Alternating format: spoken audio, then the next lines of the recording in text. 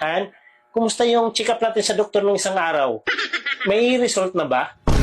Ang alin doon, Han?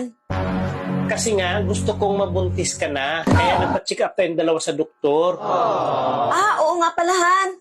Kakukuha ko lang ng result kanina. At ang sabi ng doktor, dalawa yung result. Sa'yo at saka sa akin. Hindi ko pa nabasahan eh. Sigurado ka, Han? Buksan mo na. Excited na akong makita. Hani, kung ano yung result. Sandali lang, Han, ah. Nandito eh.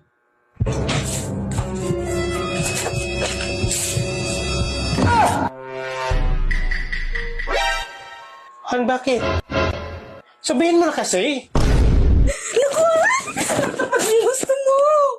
Ha? Anong result? Sabihin mo na kasi. Buntis ako!